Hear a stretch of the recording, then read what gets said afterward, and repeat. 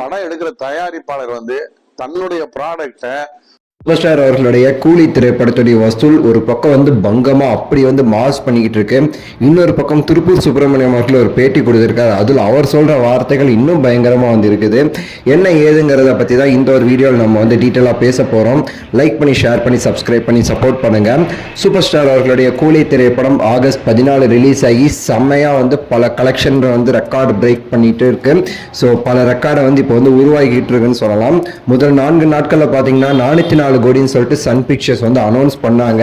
என்னதான் Sun pictures சொன்னாலும் அது வந்து அவங்க அண்டர் ரேட்டடா சொல்ற மாதிரி தான் நம்ம எல்லாருக்குமே தெரியுது. ஏன்னா அவங்க வந்து பாதி கலெக்ஷன்ஸ் வந்து போட்டுட்டு மீதி கலெக்ஷன் கவுண்டிங்கிற மாதிரி போட்டுட்டு போயிடுறாங்க.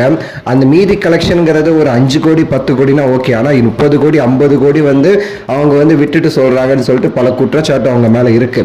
ஸோ ஃபர்ஸ்ட் வீக்கெண்ட் பாத்தீங்கன்னா 500 கோடி கிட்டத்தட்ட கிராஸ் ஆயிடுச்சுன்னு சொல்லிட்டு பலருமே சொல்றாங்க. சன் பிக்சர்ஸ் வந்து கம்மியாக தான் போடுறாங்கிறதும் ஒரு குற்றச்சாட்டா இருந்துகிட்டு இருக்கு.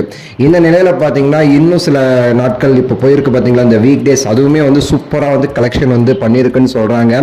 இப்பவே படங்கிறது 550 கோடி கிட்ட வந்து நெருங்கிடுச்சுங்கிறது மிகப்பெரிய ஒரு சாதனையா நம்ம வந்து பார்க்கணுங்க. மெயினா ஹிந்தி பெல்ட்லாம் பாத்தீங்கன்னா படம் வந்து செம்ம சூப்பர் டூப்பரா வந்து கலெக்ஷன் போய்கிட்டு இருக்கு. அப்படி வந்து டெய்லி வந்து ஷோஸ் வந்து இன்க்ரீஸ் பண்ணிக்கிட்டு இருக்காங்கிறது ஒரு முக்கியமான தகவலா இருக்குது. திருப்பூர் சுப்பிரமணியம் அவர்கள் ரீசெண்டா வந்து பேசியிருக்காரு. அவர் சொன்ன சில விஷயங்கள் இருக்கு பாத்தீங்களா. அவர்கிட்ட கேட்கிறாங்க, தலைவருக்கு வந்து இத்தனை வயசு ஆயிடுச்சு, 50 வருஷம் சினிமாவில் இருக்கிறாரு, இன்னும் அவ்வளவு கிரேஸ் இருக்குன்னு சொல்லி கேட்கும்போது, எந்த ஒரு நடிகருமே சரி தமிழ் சினிமா ஆரம்பிச்சு 110 வருஷம் ஆயிடுச்சு, எந்த ஒரு நடிகருமே 50 வருஷமாவே வந்து ஹீரோவா இருந்தது கிடையாது. ரஜினிகாந்த் அவர்கள் மட்டும் தான் இருக்கிறாரு.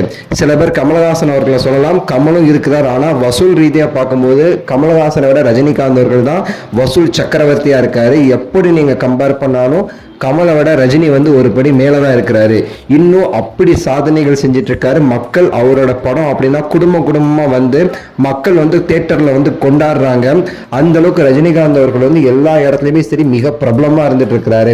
அது அவருக்கு கடவுள் கொடுத்த ஒரு வரமா தான் நான் வந்து பாக்குறேன். இன்னும் வந்து சினிமா உலகத்துல வந்து கலக்கிக்கிட்டு இருக்காரு.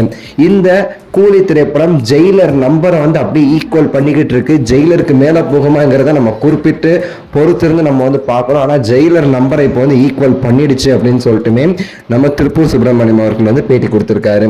ஸோ உங்களுடைய கருத்து எல்லாமே கீழே கமெண்ட்ஸ்ல சொல்லுங்க. லைக் பண்ணி ஷேர் பண்ணி சப்ஸ்கிரைப் பண்ணுங்க. அடுத்த வீடியோவில் சந்திக்கின்றேன். நன்றி, வணக்கம், மகிழ்ச்சி.